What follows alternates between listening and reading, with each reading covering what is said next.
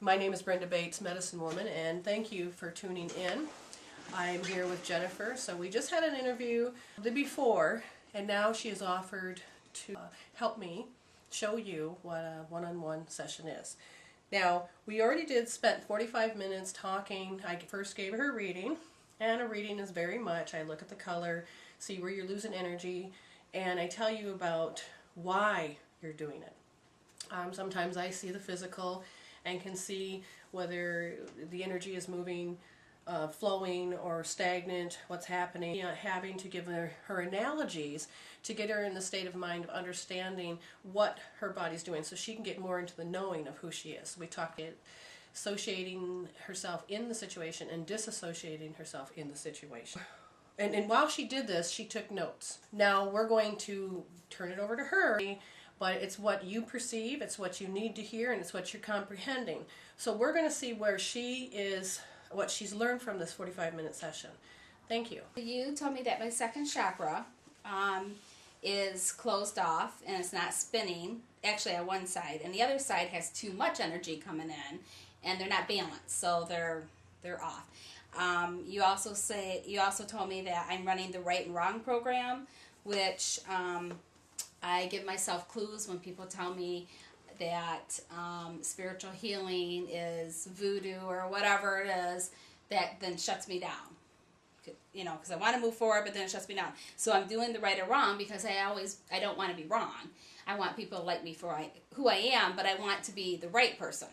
So that wrongness is when I hear those words that people tell me that I call criticism, stops me. So it's like, oh, well, I don't want to be that, so I better stop. And so I think I stopped myself in my path here. Also, I believe that growing up, I always wanted, I should do what other thinks that my path should be.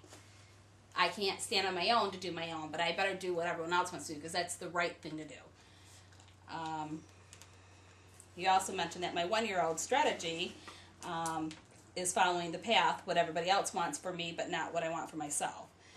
Of course, it's easy to blame the parents, but that's the easy way out, which isn't, I'm not blaming my parents with this. I'm just trying to figure out at 1 year old, what strategy did I do to keep me, they always had to be right or wrong.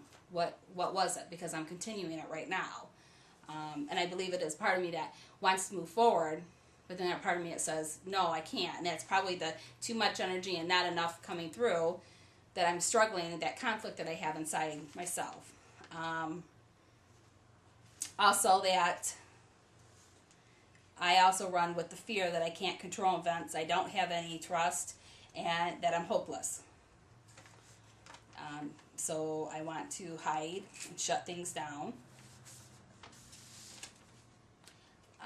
And then you also mentioned that you believe that this is a cellular memory from a past life, and this is my lung and meridian issue because it happens at 3 o'clock. 3 o'clock to 5 o'clock, I'm up. So from 3 o'clock, I'll go into that in a minute. I'm in a pain, and then by 5 o'clock, I finally get done. You also told me that I don't have enough oxygen running through my lungs at that point, at 3 a.m. Okay. So that's where I am right now. Would you say that reading was on a scale of 0 to 10, 10 being yes? 10 being yes. Okay, wonderful. All right. I may not understand all of it right now until we go into the healing, but if it's the lungs and not getting enough oxygen in, and then I'll explain to you, we go through the healing of what one of the tools I was using, which did help me feel better. But okay. When you're in pain, you don't think. I think you automatically go in ego, and you're like, oh, I don't want to do this. Why am I doing this?